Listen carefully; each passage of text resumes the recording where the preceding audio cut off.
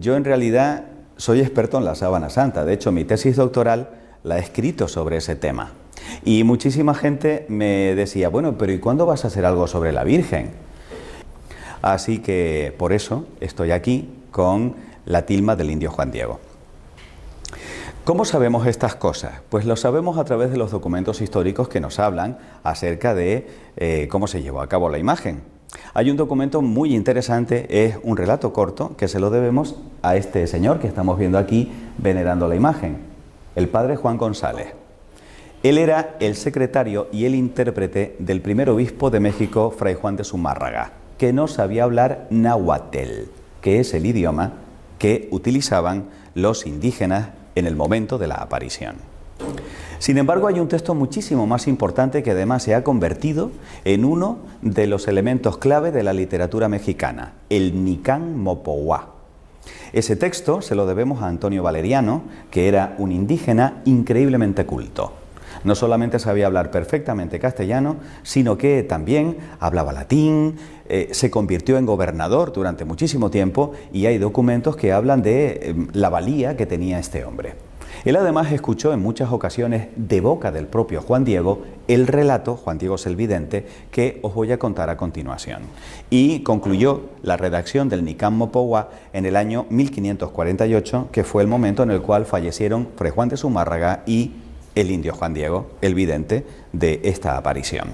De hecho, quiero que os fijéis que en la parte superior de la primera página de este texto dice justamente esas dos palabras, Nicán Mopohuá, que en náhuatl significa aquí te cuento o aquí se cuenta. ¿Y qué es lo que se cuenta? Bueno, pues para poder contaros la historia de la aparición de la Virgen de Guadalupe nos vamos a ir de Barcelona a México y vamos a trasladarnos también en el tiempo, al 9 de diciembre del año 1531. Lógicamente, México como tal no existía. México es un estado moderno. En aquel momento se llamaba Tenochtitlán. Y resulta que el gran protagonista de esta historia es Cuauhtlatohuac. ¿Cómo se llama? Cuauhtlatohuac. Vale, otra vez, Cuauhtlatohuac. Precioso nombre. Ya saben que si quieren bautizar a un niño le ponen Cuauhtlatohuac. Tlato para los amigos. Pues bien, Cuauhtlatohuac quiere decir el que habla como águila. Era un indígena mexica, o sea, mesoamericano, que había nacido en el año 1474. Se había convertido y había sido bautizado con el nombre de Juan Diego. Juan Diego tenía 57 años en el momento de la aparición. Esto es un dato muy significativo porque a medida en que vaya avanzando la conferencia vamos a ir comprendiendo cómo es la mentalidad y sobre todo la cosmogonía y la religión de los aztecas, porque si no, no se va a entender qué mensaje trajo la Virgen a través de esta aparición. Por lo tanto, quedémonos con esto. Cuauhtlatohuac es el que habla como águila, ya veremos qué significado tiene eso para el indígena, y que tuvo la aparición cuando ya era un anciano, con 57 años. En aquel momento era ya bastante viejito. ¿Y qué es lo que nos cuenta el Nicán Mopohuá? Pues que el indio Juan Diego iba desde su lugar de residencia hasta Tlatelolco, que era donde se encontraban los misioneros para poder recibir la instrucción religiosa, en la mañana del 9 de diciembre de 1531. Al pasar por el cerrito Tepeyac, una montañita de 40 metros de altura, él se sintió atraído por el canto de unos bellísimos pájaros y notó que algo extraño y maravilloso estaba sucediendo y fue testigo de la aparición de una bellísima doncella a la que él llamó Nuestra Madrecita. Y aquí tenemos el momento de la aparición. Vio a una joven de delicadísima belleza que se dirigió a él con unas palabras extraordinariamente cariñosas. Palabras que están reproducidas de forma prácticamente textual en el Nicán Mopohuá. ¿Por qué? Porque los indígenas tenían muy buena memoria y eran capaces de recordar textos enteros o palabras enteras. ¿Qué le dice la Virgen al indio Juan Diego? Fijaros cómo los llaman. Juan Sin. Este sufijo sin es como una especie de diminutivo. Viene a ser algo así como Juanito. que además también se puede traducir en el lenguaje de los aztecas como digno Juan. Estamos hablando de un hombre muy pobre, y que alguien se dirigiese a él de esa manera cariñosa y tratándolo con esa dignidad, ya impactó su corazón. Le dice: ¿a dónde vas, hijo mío? Ten por cierto, el más pequeño de mis hijos, que yo soy la perfectísima siempre Virgen Santa María. No le dice el nombre Guadalupe, le dice esto: la perfecta siempre Virgen Santa María. Y ahora quedaros con cómo identifica a su hijo, porque este dato nos va a servir para más tarde. Madre del verdaderísimo Dios, por quien se vive, el creador de las personas, el dueño del cielo y de la tierra. Ya sabéis que siempre en las apariciones la Virgen se aparece para algo, y esta no es una excepción. También hay un mensaje y hay una petición, y le dice: mucho deseo que aquí me levanten mi casita sagrada, en donde lo mostraré. ¿Lo mostraré a quién? A ese, al verdaderísimo Dios del que ella es madre. Lo daré a las gentes con todo mi amor personal, en mi mirada compasiva, en mi auxilio, en mi salvación. Porque yo en verdad soy vuestra madre compasiva, tuya y de todos los hombres que en esta tierra estáis. Porque allí escucharé su llanto, su tristeza, para remediar y para curar todas sus diferentes penas, sus miserias y dolores. Anda al palacio del obispo y le dirás cómo yo te envío, y ten por seguro que te lo pagaré. El indio Juan Diego se expresa en el Nican Mopogua de una forma verdaderamente encantadora. Yo os invito a que cuando no tengáis nada mejor que hacer, entréis en internet y descarguéis el Nican Mopogua, es fácilmente descargable en PDF, y leáis las palabras textuales con las que se dirige el indio Juan Diego a la Virgen, porque la trata, en eso es muy canario, de mi niña. Mi niña, ¿qué quieres, mi niña? ¿En qué puedo servirte, niña mía? Y a partir de ese momento él se refiere a la Virgen como mi niña del cielo. Es bellísima la historia. Bueno, por supuesto, Fray Juan de Zumárraga, el obispo, no lo cree. De tal manera que era un franciscano que prácticamente acababa de llegar a México. Era un hombre bondadoso y era también muy culto, pero se tenía que valer de el padre Juan González para poder hacer la traducción al náhuatl, ya que él todavía no hablaba esa lengua. Pues bien, sucede que el hecho de que llegara un indígena recién convertido diciendo que se le había aparecido la Virgen y que encima estaba pidiendo que se le construyera un templo en el llano, pues aquello estaba totalmente fuera de lugar para este hombre, y le dice: vale, Juan Diego, vente mañana, que ya esto lo veremos en otro momento. Juan Diego, obediente, se va del palacio del obispo y vuelve otra vez al Tepeyac, en donde por segunda vez se encuentra con la niña celestial y le dice: ay, mi niña, manda a alguien más culto que yo no sé nada, yo soy un ignorante, yo soy un hombre de la tierra. A lo cual la Virgen le responde: escucha al más pequeño de mis hijos, ten por cierto que no son escasos mis servidores, mis mensajeros, pero es muy necesario que tú personalmente vayas, y mucho te ruego, hijo mío el menor, y con rigor te mando, que otra vez vayas mañana a ver al obispo, y de mi parte hazle saber mi voluntad. El indio Juan Diego se despide de ella y por supuesto queda que en efecto va a volver al día siguiente para poder insistir en el mensaje que tiene para Fray Juan de Zumárraga. En esa segunda entrevista con el obispo tampoco le cree, y entonces Fray Juan de Zumárraga, ya como decimos en Tenerife un poco mosqueado, le dice: bueno, dile a tu niña que te dé una señal para que así yo pueda creerla. Juan Diego no ve nada raro en esa petición, todo lo contrario, se pone muy contento porque dice: ay, qué bien, porque seguramente mi niña me va a dar la señal que me está pidiendo el obispo. Sin embargo, Fray Juan de Zumárraga ordena a dos sirvientes que sigan a Juan Diego, a ver qué hace, a dónde va, y si de verdad es cierta la historia. Juan Diego era un hombre que se conocía perfectamente a aquellos andurriales, y aunque él no sabemos si sabía que le estaban siguiendo, iba de una forma muy rápida y a pesar de ser un viejito, cogió camino y como que despistó a los sirvientes. Los sirvientes se cogieron un rebote y se lo tomaron muy mal. Y entonces volvieron otra vez a Fray Juan de Zumárraga y le empezaron a decir, mira, olvídate porque este es un cuentista. Esto lo que te está contando son mentiras, no le hagas caso, vete a saber qué es lo que quiere, etcétera, etcétera. Y empezaron a malmeter de Juan Diego con el obispo Fray Juan de Zumárraga. Pues bien, una tercera aparición en la cual le dice, mi niña del cielo, el obispo me pide una señal. Dame algo para que yo le pueda demostrar que en efecto estás aquí ante mí. Y entonces le dice la Virgen, bien está, hijo mío. A mí esto siempre me ha llamado la atención, ¿eh?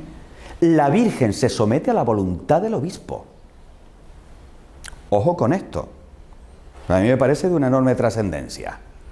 La Virgen es fiel al proyecto de su hijo. Y no debemos olvidar de que la Iglesia es jerárquica. Y por tanto, si ella se somete a lo que es el mandato del obispo, ¿por qué no lo vamos también a hacer nosotros? Aunque el obispo no nos caiga bien o no comprendamos aquellas cosas que nos está pidiendo en un determinado momento. Pues dice, volverás aquí mañana para que le lleves al obispo la señal que te ha pedido. Con esto te creerá, y acerca de esto ya no dudará, ni de ti sospechará. Y sábete, hijo mío, que yo te pagaré tu cuidado y el trabajo y cansancio que por mí has emprendido. Palabras llenas de dulzura que llevan al éxtasis al indio Juan Diego.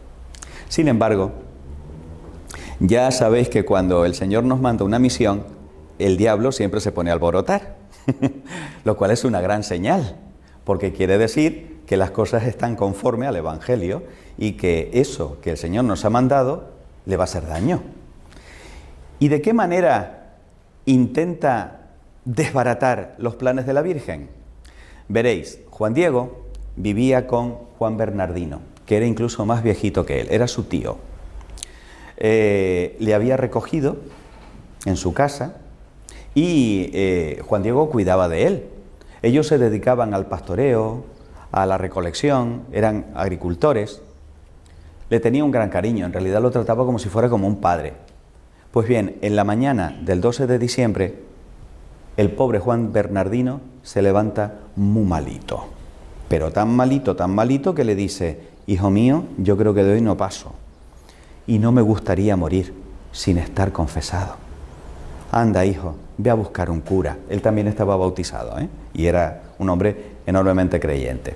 Entonces el pobre Juan Diego se encuentra con una dicotomía, una decisión que tomar. ¿Voy a donde está la niña del cielo o voy a cumplir con esta última voluntad de mi pobre tío antes de que se muera? ¿Sabéis lo que decide? Coger por otro camino. Dice, bueno, voy a conseguir al cura y luego ya vendré, que seguramente la niña me esperará. Sorpresa. La Virgen se hace la encontradiza y se le aparece en medio del camino y le dice, pero ¿a dónde vas, Juanito? ¿A dónde vas por aquí? Respuesta de Juan Diego, le dice, ¿cómo amaneciste hoy, niña mía? Porque se vio sorprendido por la Virgen yéndose por donde no estaba previsto que se fuera. Y le dice, ¿cómo tienes hoy tu cuerpecito? ¿Te duele algo? ¿Puedo hacer algo por ti? Es encantador el diálogo entre Juan Diego y la Virgen, ¿no? Y entonces le cuenta lo que sucede. Mi tío está muy enfermo, está a punto de morir.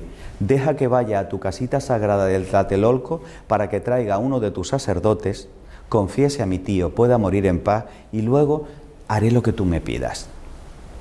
¿Qué creéis que le responde la Virgen? Escucha, ponlo en tu corazón, hijo mío. Bellísimas palabras que nos recuerdan en el Evangelio de San Lucas, que en varias ocasiones nos dice, la Virgen conservó esto y meditó esto en su corazón. Pues ella le dice lo mismo a Juan Diego. Que no es nada lo que te espantó, lo que te afligió, que no se perturbe tu rostro ni tu corazón. No temas esta enfermedad, ni ninguna otra cosa punzante, aflictiva. ¿No estoy aquí yo, que soy tu madre? ¿No estás bajo mi sombra y mi resguardo? ¿No soy la fuente de tu alegría? ¿No estás en el hueco de mi manto, en el cruce de mis brazos? Son bellísimas las palabras. ¿Tienes necesidad de alguna otra cosa? que ninguna cosa te aflija, te perturbe, que no te apriete con pena la enfermedad de tu tío, porque de ella no morirá por ahora. Ten por cierto que ya está bueno. Imagínense la alegría de Juan Diego, saber que ya no tenía que ir a Tlatelolco ni que preocuparse por su Juan Bernardino, porque estaba seguro de que la Virgen iba a curarle. Y entonces la Virgen, no contenta con eso, le dice: anda, sube a lo alto del cerro en el que nos encontramos y tráeme de allí las flores que encuentres. Maravilla. Cuando Juan Diego sube a lo alto del Tepeyac, se encuentra con que de manera milagrosa la Virgen ha hecho florecer en pleno invierno mexicano rosas de Castilla. Flores completamente desconocidas en aquel lugar. ¿Y qué es lo que hace? Lleno de alegría, porque dice: bueno, con esto me creerá el obispo. Las recoge en el ayate o tilma, que es como una especie de ponchito que llevaba por encima. Las recoge, coge todas las que puede. Además, está embriagado con el olor y se da cuenta de que las flores desprenden una iridiscencia totalmente antinatural, pero que le llena de alegría y de gozo solamente viendo aquello. Y entonces se las lleva a la Virgen. ¿Sabes lo que hace la Virgen? Con todo su amor las toca y las coloca ella misma con sus manos y las acomoda dentro del ayate del indio Juan Diego. Y le dice: mi hijo menor, estas diversas flores son la prueba, la señal que llevarás al obispo. De mi parte le dirás que vea en ellas mi deseo y que por ello realice mi querer, mi voluntad. Y tú que eres mi mensajero, en ti absolutamente se deposita mi confianza. Y mucho te mando con rigor que nada más a solas, en la presencia del obispo, extiendas tu ayate y le enseñes lo que llevas. Y le contarás todo puntualmente.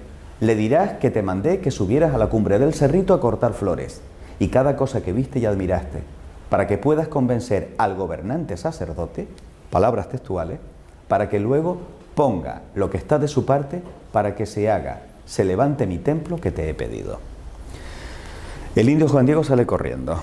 Le faltan tiempo para llegar al palacio del obispo. ¿Y qué es lo que se encuentra? Se encuentra con los sirvientes que le maltratan y que tratan de robarle el contenido que él llevaba atesorado en su corazón. Yo estoy seguro de que él hubiera dado la vida para evitar que alguien le hubiera quitado aquello, porque el mandato de la niña era que se lo tenía que mostrar al obispo. Por fin, después de mucho suplicar, llega un momento en el que él se sienta en la puerta y dice: no me moveré de aquí hasta que no vea al obispo. Le dejan pasar. Ellos también intuyen que hay algo especial en esa carga que trae Juan Diego. ¿Y qué es lo que sucede? Pues que el obispo le dice: bueno, si has traído esa señal de tu niña del cielo, muéstramela.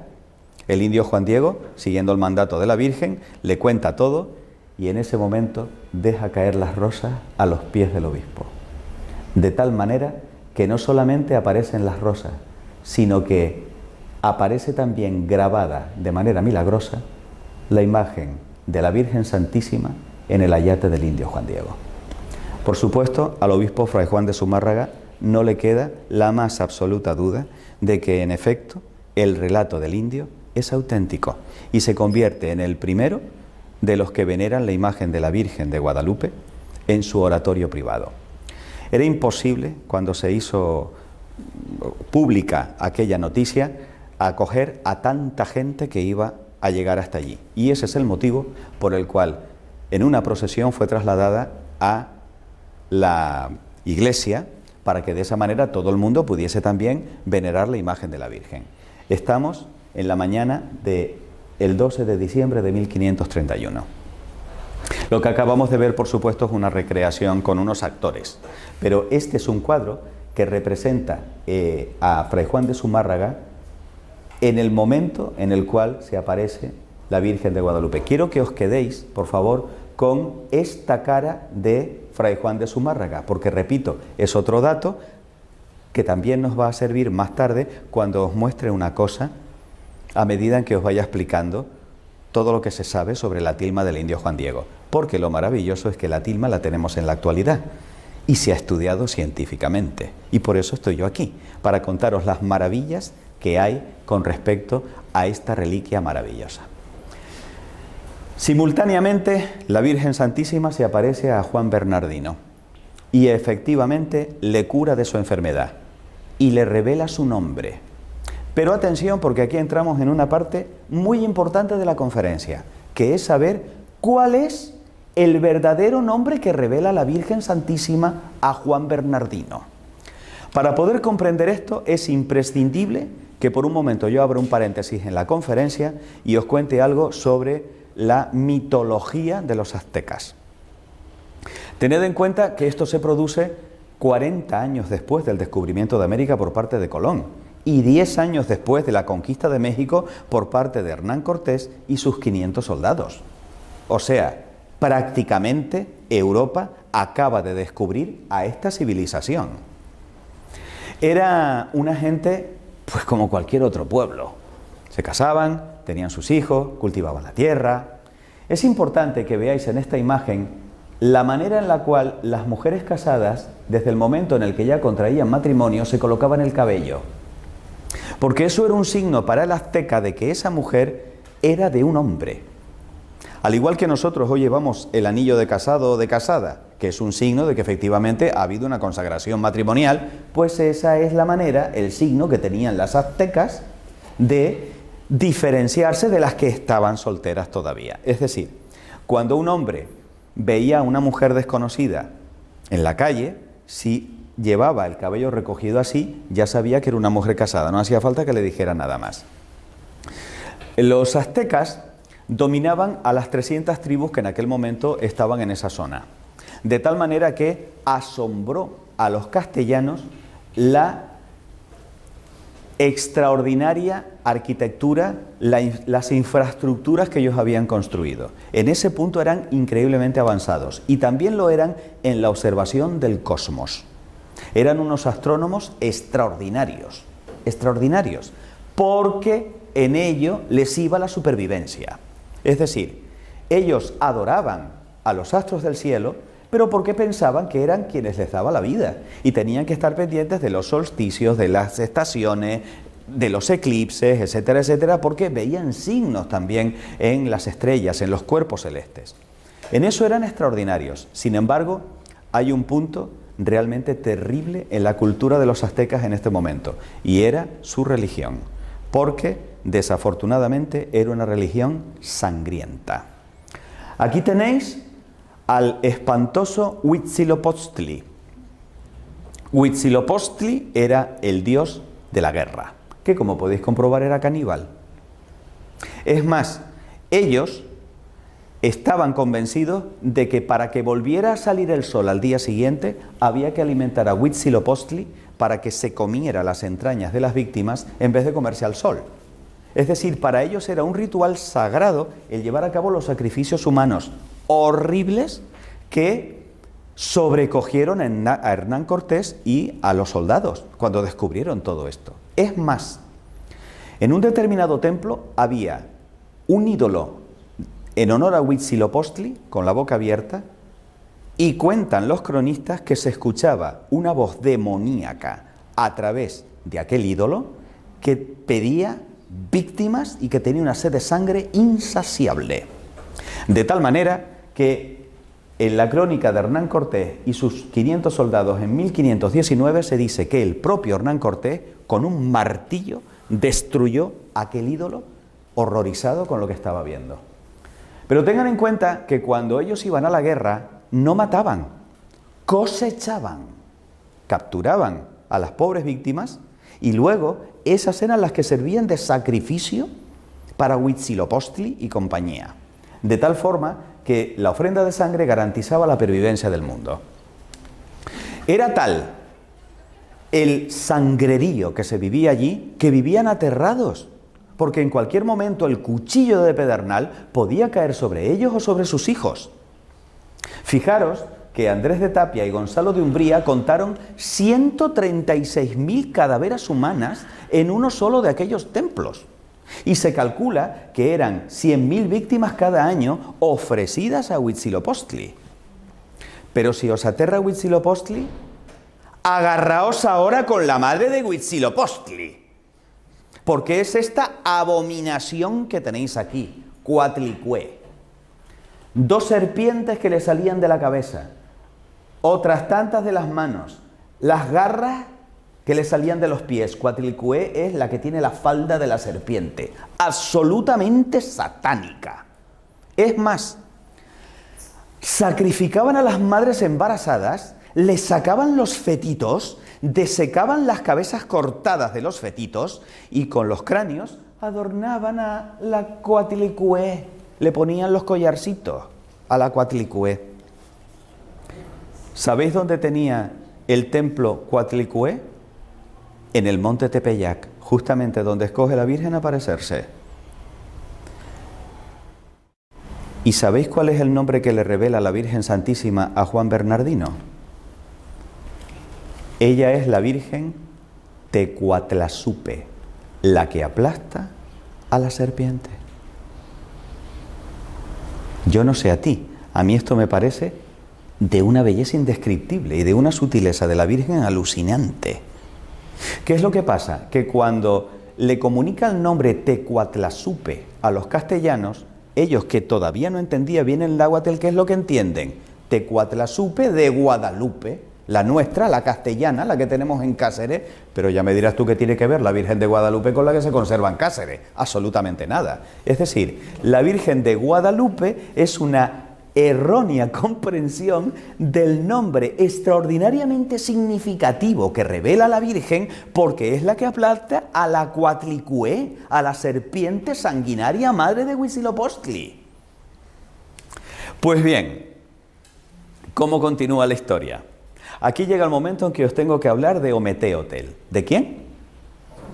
Ometeotl. Vale. Pues resulta que Ometeotl, dentro de el panteón de dioses aztecas, era un dios raro, porque a diferencia de Huitzilopochtli, que era el dios de la guerra, y el dios sanguinario, y el dios caníbal, este era el inventor de sí mismo, y era el dios de la vida, y era el dios de la alegría, y era el dios de la naturaleza, el que hacía brotar las plantas, y era el dios que mantenía la unidad entre todos. Era un dios extraño, y además era un dios que no tenía forma antropomórfica, sino que se representaba con esta especie de espiral, y en medio había una flor llamada Nahuioyin, que a partir de ese momento comienza a ser el símbolo de ese dios de la vida y de ese dios universal y cósmico que mantiene a todos unidos. Ometeotl. ¿Sabéis cómo conocían a Ometeotl? A ver si os suena algo. El creador de las personas, el dueño del cielo y de la tierra, el verdaderísimo Dios por quien se vive. ¡Ay, qué casualidad! Resulta que la Virgen se identifica a sí misma como la madre de este. Fijaros cómo es un mensaje para los aztecas. Es un mensaje para los indígenas, que ellos comprendieron perfectamente. Pero no queda ahí todo. Vamos a estudiar con calma los símbolos que podemos encontrar en la Virgen de Guadalupe. Señoras, señores, esta es la tilma del indio Juan Diego, tal y como se conserva en la actualidad en la Basílica de México Capital. Como pueden comprobar, es de una indescriptible belleza. Estamos hablando de un trocito de la tilma, porque en realidad eran 3 trozos y solamente la imagen ocupa 2. Esto que tenemos aquí es la costura que va pasando de un lado a otro. Además, hay una cosa que siempre me encanta, porque no podemos olvidar que la Virgen Santísima es una señora. Es decir, si no hubiese inclinado la cabeza, la costura le hubiera pasado por la cara.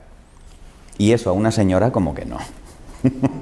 Es decir, está estratégicamente colocada para que la costura de la tilma no solamente no dañe la imagen, sino que es que encima, como veremos más tarde, las propias imperfecciones de la tilma añaden gracia y volumen a los rasgos de la Virgen, de tal manera que un error de los hilos, un nudo, forma el labio inferior y le da el volumen que tiene el labio inferior. Es alucinante.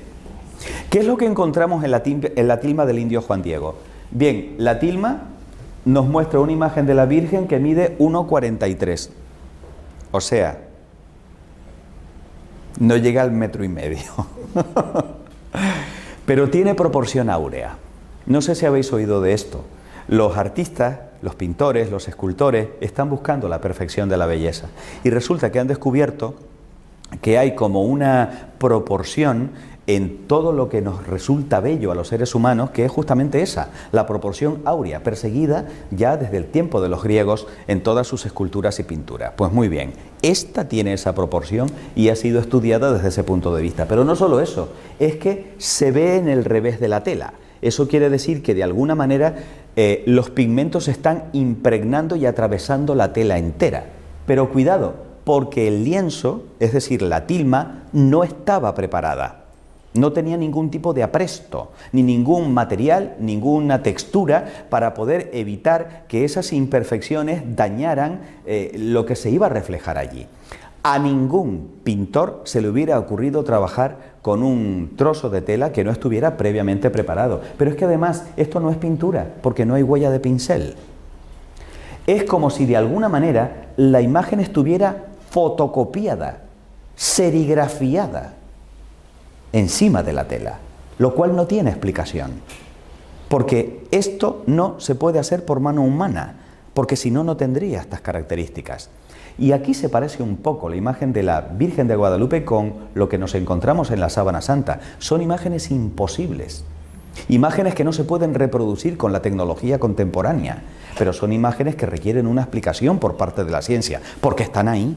No se pueden negar, no es una entelequia filosófica, es algo que se puede palpar, medir y pesar y llevar a un laboratorio. Los hilos resaltan los detalles y en realidad estamos hablando de un pictograma.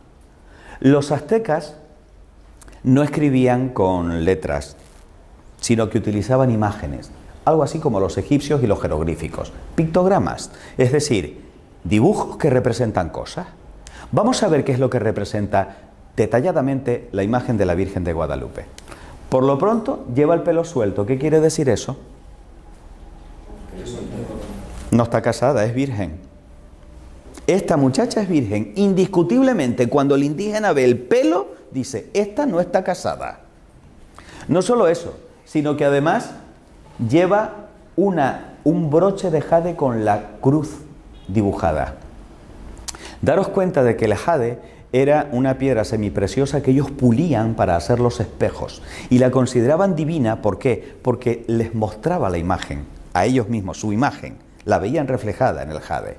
Es más, al ver que el jade que lleva el broche tiene el mismo signo que ellos veían en los estandartes de los conquistadores y en las velas de los conquistadores, dicen, uy, cuidado, porque esta es de la misma religión de estos que vienen del otro lado del mar, a los cuales también nosotros consideramos dioses.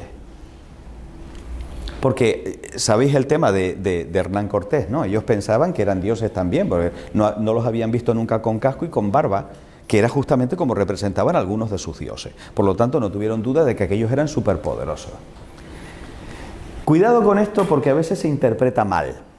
A nosotros, occidentales, el ver a alguien así nos da la idea de estar rezando, ¿no?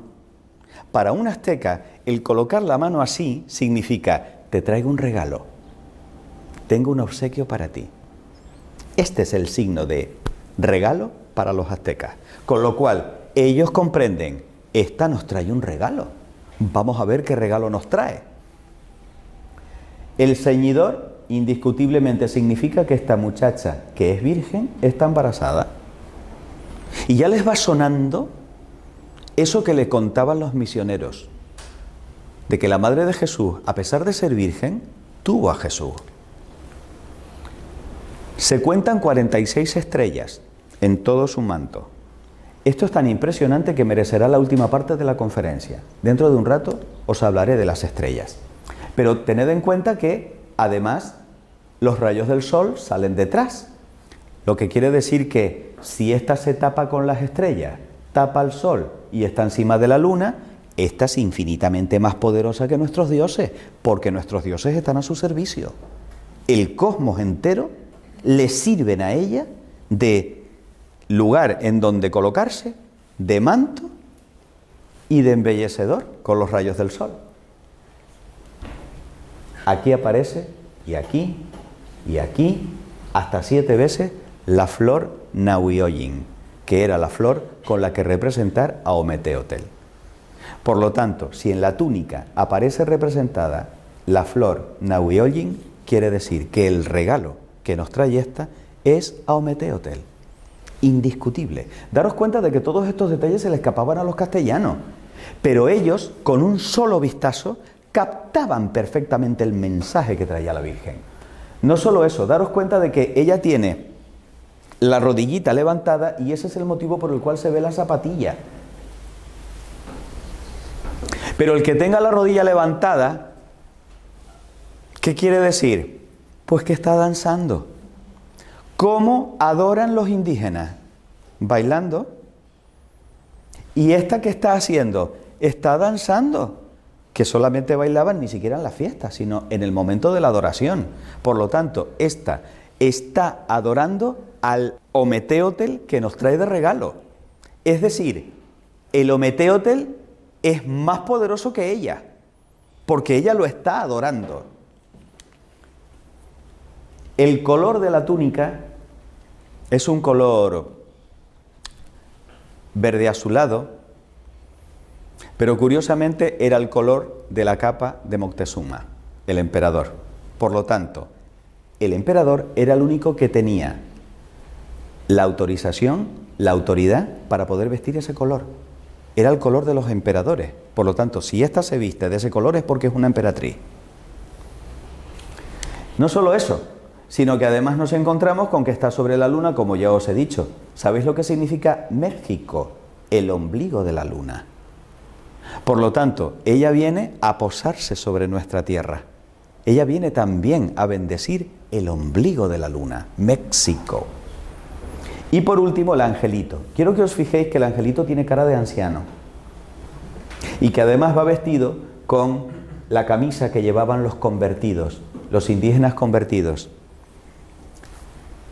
Pero no tiene alas de angelito, tiene alas de águila. Que habla como águila. Es Juan Diego. Es decir, nos está trayendo a la Virgen. Y fijaros que con una mano coge el cielo, representado en la túnica, en el manto, y con otro coge la tierra, que es la túnica. Él une el cielo y la tierra a través de la Virgen Tecuatlazupe. Bellísimo.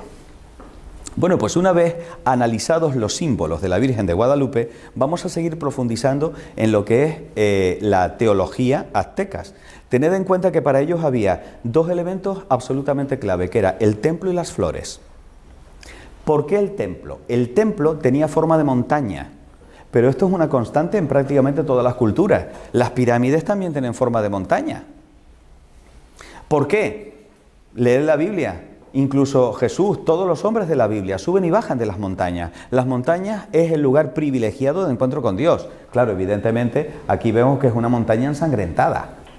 Pero, ¿qué sienten ellos cuando descubren que los conquistadores ocupan sus templos?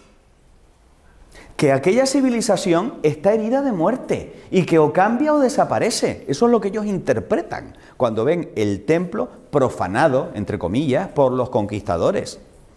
Si no hay templo, no hay civilización, no hay cultura para ellos. Y con el tema de la flor sucede lo siguiente. La flor se representa con el corazón.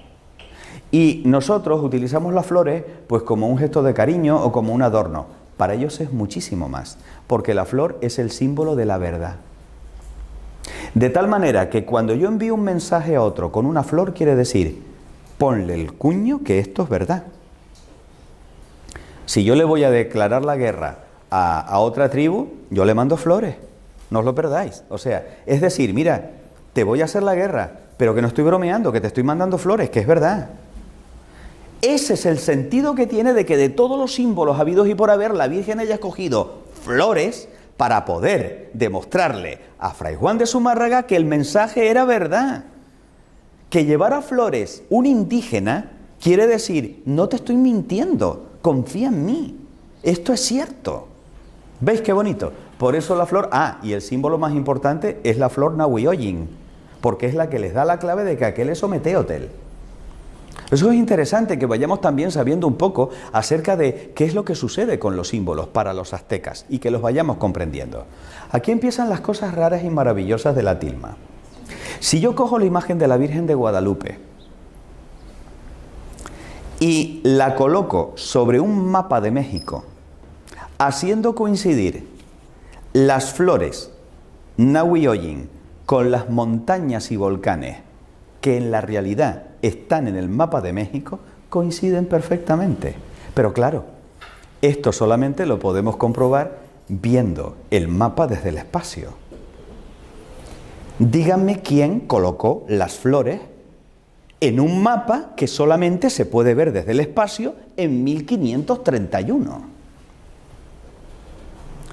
Sigamos avanzando para ver qué otros misterios nos trae la Virgen de Guadalupe. A ver, el año 1531 fue un año muy especial para los indígenas. Por lo pronto, vieron aparecer el cometa Halley. Que unos indígenas vieran a aparecer un cometa, la cosa está muy mal. Eso es lo que significa el cometa para ellos. Aquí van a pasar cosas muy gordas, pero gordas de verdad. No solo eso, sino que además se produce un eclipse. ¡Horror! Huitzilopochtli está cabreado. A ver, ¿qué es lo que hemos hecho? Habrá que matar, darle de comer, sangre.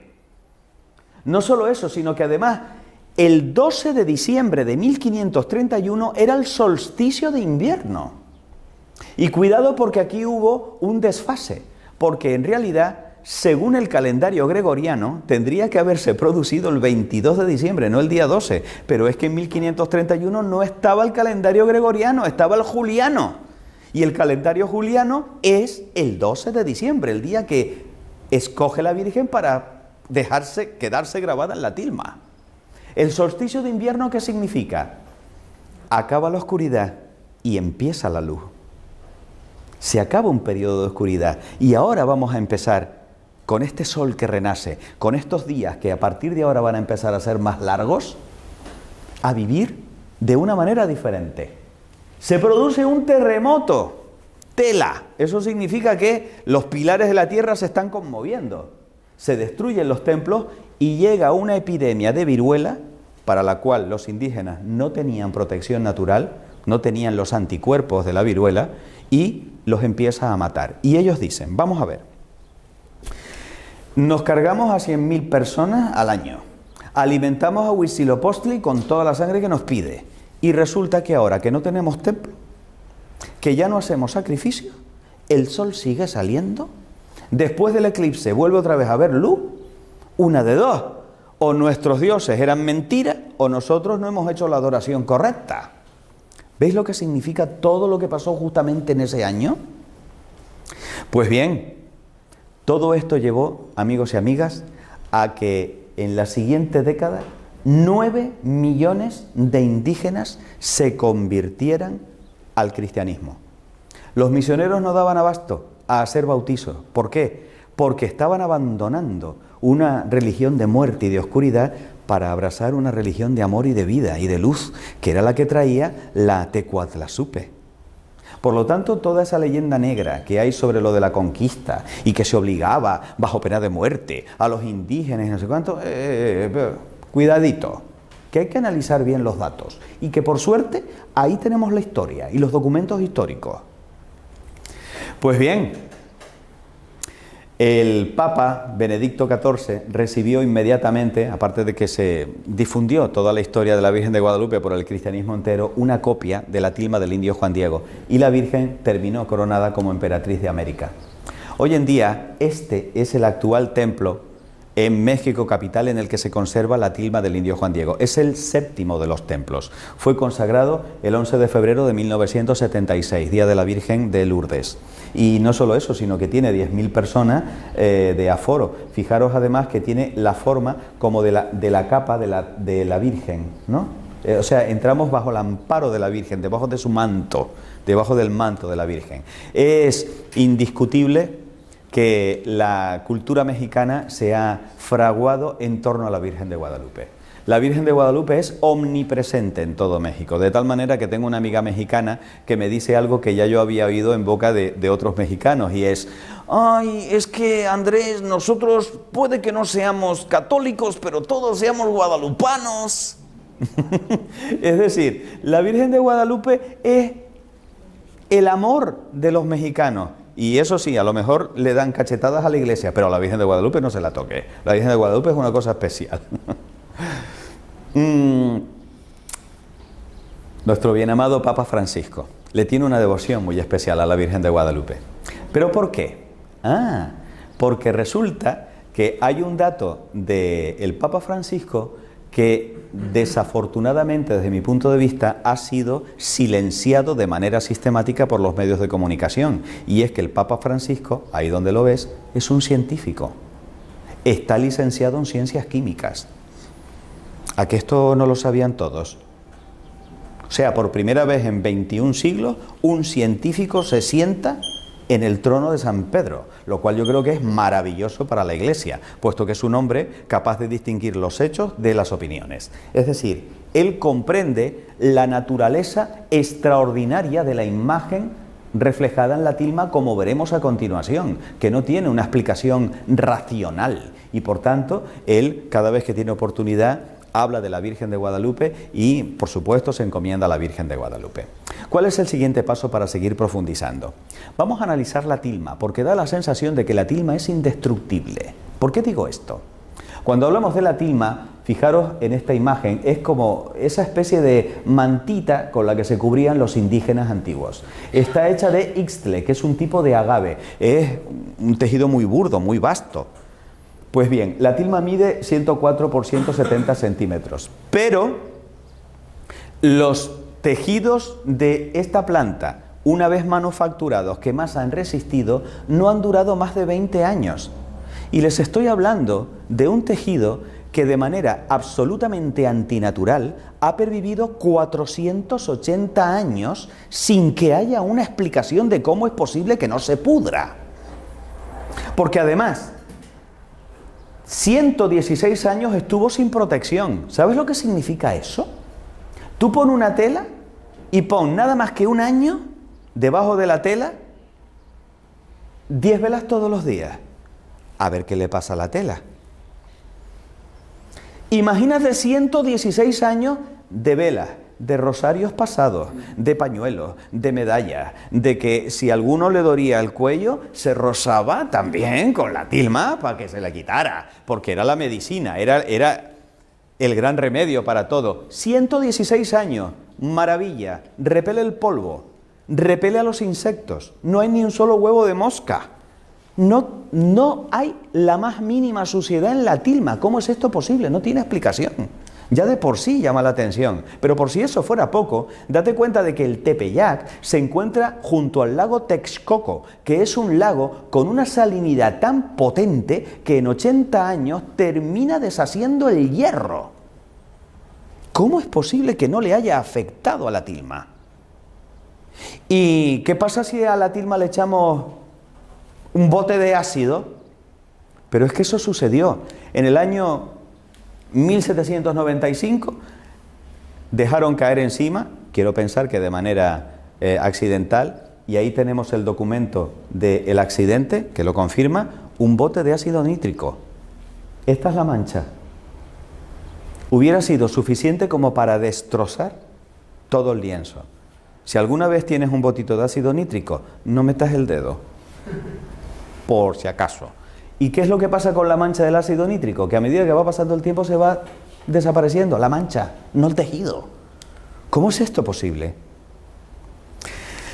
Por si eso fuera poco, el 14 de noviembre de 1991, este mequetrefe, Luciano Pérez Carpio, subió devoto con un ramito a depositarla bajo los pies de la imagen de la Virgen de Guadalupe, con un potente explosivo de dinamita que estalló, que reventó los cristales de toda la basílica, y que no solo eso, sino que hizo añicos los cristales de las casas de alrededor. Fijaros cómo quedó el Cristo de bronce que estaba también en el altar.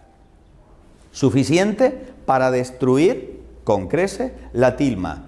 y no sufrió ni un solo rasguño, ni la tilma ni el cristal, que no era antibalas. Lo de los cristales antibalas es reciente. Por cierto, voy a hacer un paréntesis. Yo solamente odio a un enemigo que crea que es real. ¿O no? Bien. Tanto odio en contra de la Virgen de Guadalupe, ¿por qué? Interesante reflexionar esto, ¿no? O sea, se arriesga a que lo pillen, a que lo masacren, a que lo metan en la cárcel, yo qué sé, con tal de poner un explosivo a los pies de una imagen en la que supuestamente no cree. Bueno, vamos a seguir profundizando. Esta es la tilma tal y como se encuentra en la actualidad, en el interior de la basílica. Como veis, es un lugar muy bonito para visitar. Pero vamos ahora a empezar a profundizar en la imagen, porque como te dije hace un ratito, se trata de una imagen que es imposible. Por lo pronto, le sacaron unas hebritas de color, con color, y se la mandaron a un químico para que las analizara. Pero no cualquier químico. No, vamos a buscar al mejor. A un premio Nobel de Química. No nos conformamos con menos. El doctor Richard Kuhn, premio Nobel en 1938. Deducción del premio Nobel de Química. Los pigmentos de la imagen no son ni de origen animal, ni de origen vegetal, ni de origen mineral, ni de origen sintético. O sea, no se conocen pigmentos como estos en la naturaleza de este planeta. Y confiesa el premio Nobel de Química: no soy capaz de determinar de dónde proceden los pigmentos. El premio Nobel de Química. Los doctores Philip Callahan, biofísico de la Universidad de Kansas, y Jody Smith, catedrático de Filosofía de la Ciencia de la Universidad de Miami, sometieron a la imagen a luz ultravioleta y a imagen infrarroja, y descubrieron que la imagen ha sido retocada. A ver, una cosa es añadir y otra es resaltar repintando. Lo que ha sucedido ha sido lo último. Se han resaltado cosas de la imagen repintando encima. ¿Y eso cómo lo podemos comprobar, aparte de lo que han hecho estos señores con la luz infrarroja y ultravioleta? Pues comparando la imagen actual con imágenes más antiguas. Por ejemplo, esta tomada por Manuel Ramos en 1923. Comparen. Allí parece mucho mayor. Observen la dulzura y la belleza de la cara original. Le han colocado un colorete. Le han hecho una rinoplastia, porque le han hecho la nariz más chiquita. Le han puesto papada, porque la papada, aunque os parezca mentira, es un signo de belleza para los indígenas. ¿Qué le vas a hacer? No tienen por qué copiar nuestro canon de belleza. Pero es que, por suerte, no tocaron los ojos. ¿Por qué digo esto? Porque es aquí donde empieza la parte interesante. Bien, aquí tenéis lo que os contaba. Si ampliamos los labios, ved qué bonitos. Esto es un nudo que le da el resalte a los labios. Está estratégicamente colocada para utilizar los errores de la tela y hacerla más bonita todavía. Bien, ¿y qué nos revelan los ojos de la Virgen de Guadalupe? Aquí, repito, es donde viene lo interesante.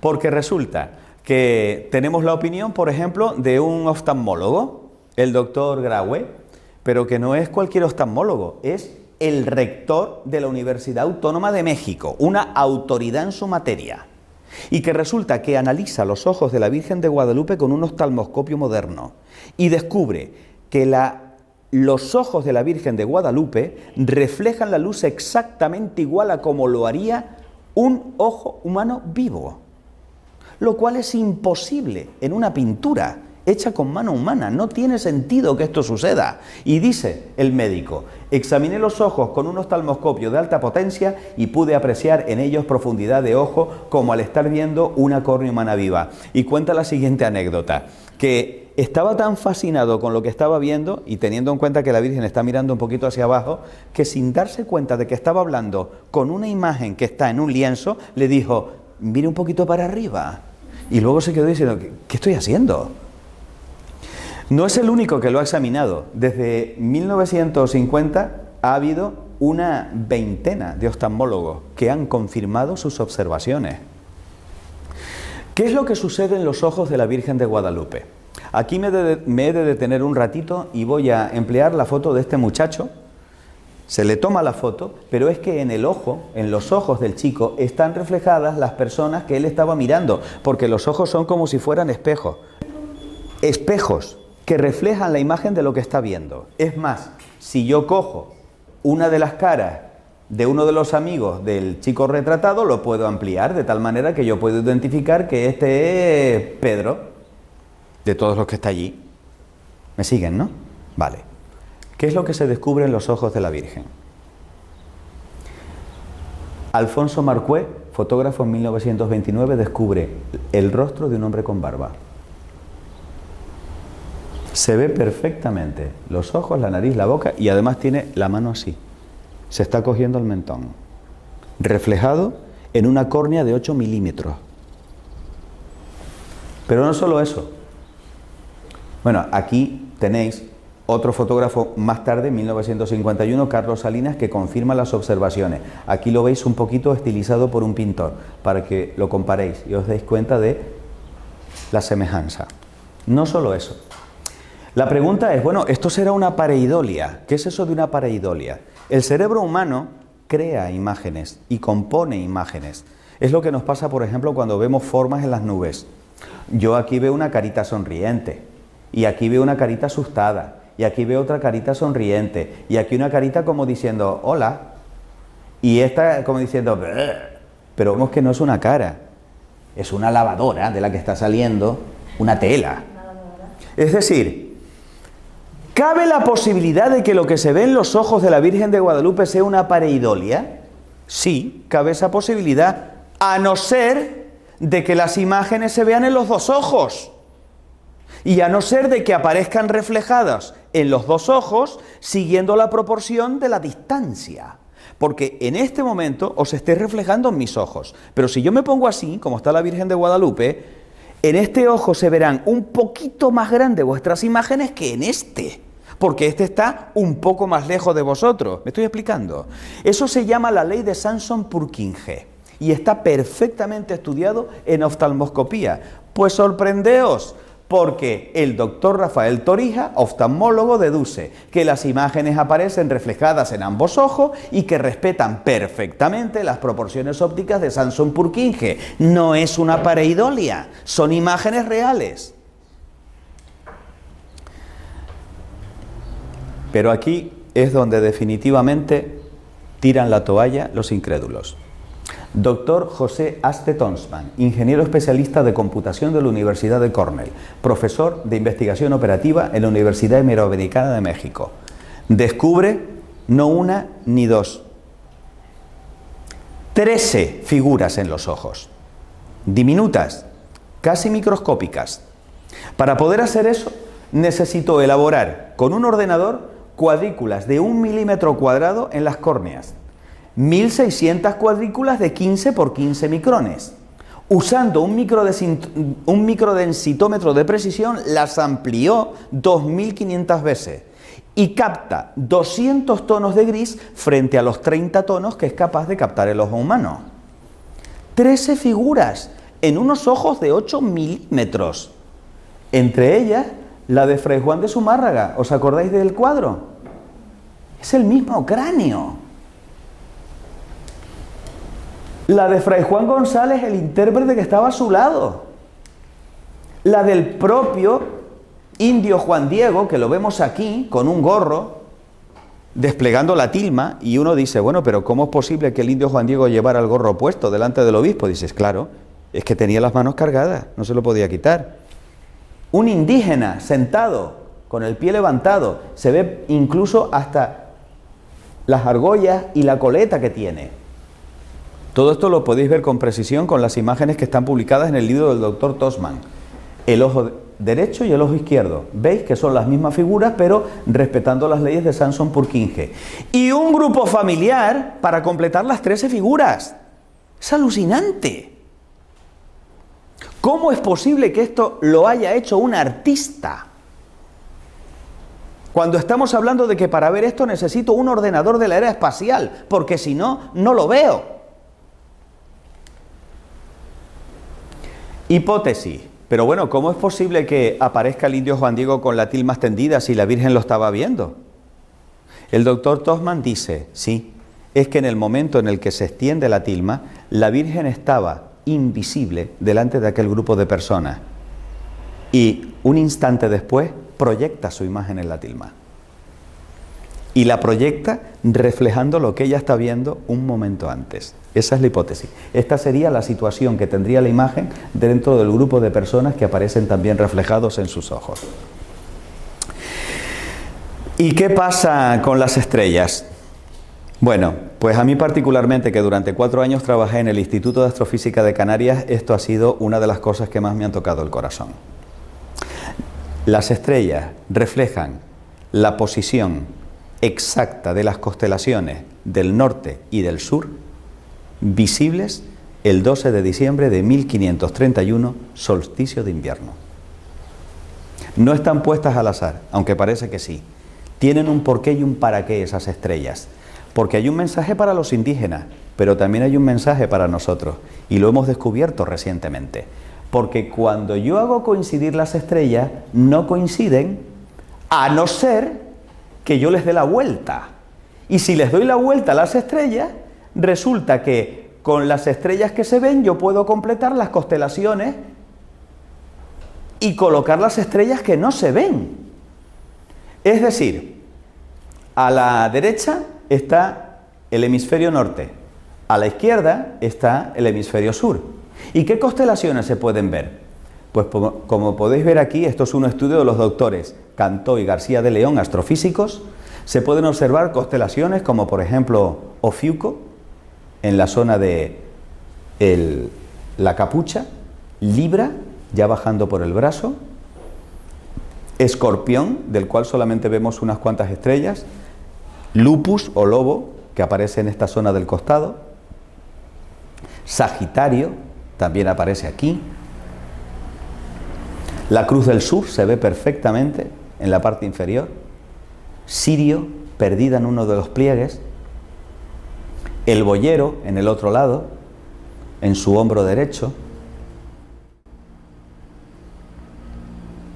la Osa Mayor aparece también representada, muy fácilmente identificable, la cabellera de Berenice, los lebreles.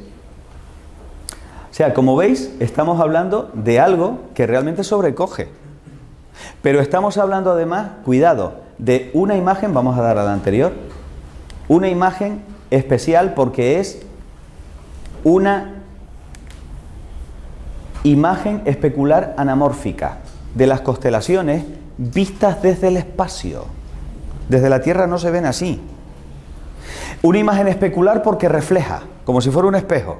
Y anamórfica, y se ve perfectamente en esta imagen, veis que aquí hay una cara de un hombre barbudo, ¿no? Reflejada en este vaso que es como si fuera un espejo, pero esto es lo que está reflejando. O sea, es como si aquí estuviera la Virgen encima del espacio y reflejara en su manto las constelaciones que están alrededor. Eso es lo que quiere decir esto. Está situada en el espacio, en el momento en el que se cubre con estas constelaciones, que tienen significado para nosotros. Porque qué casualidad que la corona boreal no le viene a caer en el pecho o en las piernas, le cae en la frente. Es una reina. El boyero es el guardián, probablemente representa a San José, el que cuida de la Virgen y del niño. Virgo viene a caer justamente sobre el vientre. Es madre, pero es virgen también. Cristo es el león de Judá, por eso aparece también la constelación de Leo. El auriga es el buen pastor dentro de las constelaciones. Asclepio, hijo de Apolo, que es lo que representa Ofiuco, era capaz de devolver la vida a los muertos. El centauro, que es mitad hombre, mitad caballo, un ser con dos naturalezas, igual que Cristo. Dios y hombre. La Cruz del Sur, el Calvario, naturalmente. Hay una estrella en la constelación de Leo, que es Régulo, que representa al pequeño rey. Esta nos trae a un rey pequeñito. Y, maravilla, Sirio, en un pliegue como protegida, que en la lengua original se conoce con el nombre de Nasirene. Blanco y en botella. Nazareno. Este es el misterio de las estrellas de la Virgen de Guadalupe y lo último que se sabe de la Virgen de Guadalupe, pero también tiene una significación bíblica. Apocalipsis 12. Apareció en el cielo una señal grande, una mujer vestida de sol, con la luna debajo de sus pies y sobre su cabeza una corona de 2 estrellas. Está reflejando a la mujer del Apocalipsis. Estamos terminando. ¿Cuáles son las conclusiones que podemos sacar a la luz de lo que os he explicado? Primero, el ayate ha pervivido 480 años. Eso es inexplicable. De la misma forma que también lo es que la imagen no se haya deteriorado en absoluto o que haya resistido al contacto del ácido nítrico en 1795 o que haya permanecido intacto tras la detonación explosiva del año 21. O los símbolos presentes en la tilma y que sean un códice dirigido a los indígenas mesoamericanos del siglo XVI, en lo que San Juan Pablo II llamó una perfecta inculturación. ¿Qué es eso de la inculturación? Es hablar a los pueblos según aquellas cosas que le motivan y que les llaman la atención. Porque evangelizar no es europeizar, es hablar con los signos significativos para las personas que reciben el mensaje. Lo que ha hecho ella, ha hablado con signos propios de aquella cultura. Y vaya si lo comprendieron. También es totalmente inexplicable científicamente que no se conozcan ni los pigmentos ni el procedimiento mediante el cual fue impresionada la imagen a un lienzo en el que no hay pinceladas, o que los ojos respondan a las características de una córnea humana viva. Y por supuesto no hay explicación a que existan 13 figuras humanas en los reflejos de las córneas solo visibles con tecnología contemporánea y que excluye cualquier posibilidad de casualidad o de fraude, o que las estrellas del manto muestren con precisión matemática las constelaciones visibles el 12 de diciembre de 1531. Estas son las conclusiones a las que me lleva la ciencia. La Virgen es auxilio de los cristianos. La invocamos así en uno de los bellísimos piropos que le lanzamos con las letanías lauretanas. Cuando se trasladó la imagen desde el oratorio de Fray Juan de Zumárraga en una procesión el 26 de diciembre de 1531, los indios, como ya sabes, iban danzando y desafortunadamente uno de ellos se clavó por accidente una flecha en la garganta y murió. Y entonces dijeron, vamos a llevársela a la Tecuatlazupe, que al fin y al cabo es la madre de Ometeotl, el dios de la vida. El indio volvió a la vida, de tal manera que aquí está el cuadro que representa ese momento. Cuando se extendió la noticia, llegaron en masa los indios de todo México para venerar a aquella que le había devuelto la vida a nuestro hermano. Voy a contaros una historia que a mí particularmente me parece muy bella. Ya estamos terminando. El 7 de octubre del año 1571 se llevó a cabo una batalla decisiva para Europa. Los turcos querían invadir Europa, ya habían cogido Chipre, que en aquel momento pertenecía a los reinos de Italia. Y en Lepanto se iba a librar la batalla para evitar que Europa cayera en manos de los musulmanes en aquel momento. Sabiendo eso, se lleva a cabo una Liga Santa, formada por el rey Felipe II, por el Papa y por Venecia, y lanzan la armada, pero la armada era infinitamente inferior que la increíble armada turca, una máquina de guerra perfectamente preparada para destruir al enemigo. ¿Qué es lo que hace el Papa? Manda un mensaje a la cristiandad: rezad el rosario conmigo en el momento de la batalla y pongámoslo todo en manos de la Virgen Santísima. Andrea Doria, el almirante que iba al frente de una de las naves castellanas, de una de las naves de la Liga Santa, colocó en el estandarte la imagen de la Virgen de Guadalupe y de manera totalmente incomprensible empiezan los cristianos a ganar la batalla, a pesar de tener el viento en contra. Tampoco hay una explicación, ni siquiera desde el punto de vista estratégico militar, a que hayamos ganado la batalla de Lepanto frente a los turcos, a no ser que haya habido ayuda del cielo.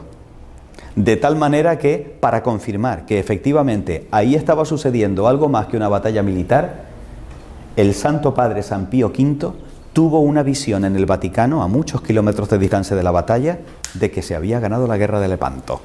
Y así se lo comunicó a los cardenales que estaban en ese momento rezando por él, con él. Y además se conservan las actas de la hora en la que el Papa dijo: tranquilo, hemos ganado la guerra gracias a la Virgen Santísima. Eso de auxilio de los cristianos es una letanía lauretana impuesta por el Papa San Pío V en agradecimiento por haber vencido la batalla de Lepanto. Ya no te olvidarás de eso cada vez que la pronuncies después de rezar el rosario. Bellísimo. La Madonna di Santo Stefano de Abeto se conserva. Esta fue la que iba en el buque de Andrea Doria. Se conserva en la actualidad en Génova, pero tenéis una sorpresa aquí en Barcelona. No sé si lo sabéis. Tenemos al Cristo de Lepanto, que también iba en una de las naves. Tenéis la posibilidad de venerarlo en la Catedral de Barcelona. Maravilloso. Bueno, ¿y qué fue del indio Juan Diego después de todo esto? Sobrevivió 17 años a las apariciones. El indio Juan Diego se trasladó a vivir en una casita humilde, chiquitita, porque quería estar cerca de su niñita del cielo. Y el resto de su vida se dedicó a contar una y otra vez a la gente que se lo pedía el relato de las apariciones. El indio Juan Diego murió y la Virgen no se deja ganar en generosidad. Le había dicho: te lo pagaré, y vaya si se lo pagó. Porque el 31 de julio del año 2002, San Juan Pablo II decretó que Juan Diego es santo y está con su niña en el cielo. Por eso podemos invocarle como un santo, San Juan Diego, el que habla como águila, el que nos trae la nueva evangelización. ¿Cuál fue el milagro mediante el cual se canonizó al indio Juan Diego? Juan Barragán, un chico de 20 y pocos años, drogadicto, estaba pasando por el mono de no tener la droga, y fue tal su desesperación que se lanzó del balcón al suelo. 5º piso. Bajo los ojos de su madre, desesperada, que no pudo evitar que su hijo se tirara por el balcón. Lo que sí hizo la madre fue invocar a Juan Diego. Cuando escuchó el golpe del cráneo en el asfalto, bajó corriendo las escaleras y se encontró con que efectivamente su hijo estaba perdiendo masa cerebral. Tenía los sesos desparramados. Lo único que hicieron los de las ambulancias fue confirmar la muerte del muchacho y cubrirlo con una sábana. Y de repente, cuando lo iban a meter dentro de la ambulancia, el chico se levanta, hace así, se cierra al mismo el cráneo y dice: ¿qué me ha pasado, madre? Se lo llevan al hospital y el médico encargado de hacer todo el informe, que después fue por supuesto consultado por la comisión para la canonización del indio Juan Diego, certificó que aquel chico era imposible que sobreviviera. De hecho, le colocaron un respirador, no podía respirar por sí mismo. Reunió a la comisión ética del hospital y dijo: mira, vamos a desconectarlo porque está clínicamente muerto. Cuando volvieron a la habitación se encontraron que el chico estaba sentado y estaba pidiendo de comer. No me lo estoy inventando yo, están las actas, se puede leer. Por lo tanto, ahí tenéis el milagro de San Juan Diego. Como por suerte tenemos aquí a otro Cristo consagrado, que es mi bien amado padre Josep María Manresa, a quien le agradezco de todo corazón, al igual que a las chicas de Keeping Church, Carmen y Teresa, que ha tenido que marcharse, el que me hayan permitido venir desde mi isla tropical para traeros un trozo de pasión volcánica. Yo voy a dejar que sea él, por favor, el que ponga la cerecita encima de la tarta de esta conferencia. ¿Qué más decir, no? De esta conferencia tan bonita, tan hermosa, y sobre todo de la Virgen. A mí siempre me impresionan aquellas palabras, ¿no?, de la Virgen. No estoy yo aquí, que soy tu madre, y esto es lo que nos tenemos que llevar en nuestro corazón, ¿no? La Virgen, nuestra madre del cielo, nos da a su Hijo y nos cuida siempre. A ella tenemos que acudir en toda ocasión, en todo momento, y ella nos protege, nos acompaña y nos bendice, y nos trae su regalo, su ofrenda, que es su Hijo. Por eso nos ponemos de pie. Le damos gracias. Primero le damos gracias también a don Andrés por esta magnífica exposición. Es un honor. Dios te salve María, llena eres de gracia, el Señor es contigo. Bendita tú eres entre todas las mujeres, y bendito es el fruto de tu vientre, Jesús. Santa María, Madre de Dios, ruega por nosotros pecadores, ahora y en la hora de nuestra muerte. Amén. Nuestra Señora de Guadalupe, ruega por nosotros. Muchas gracias.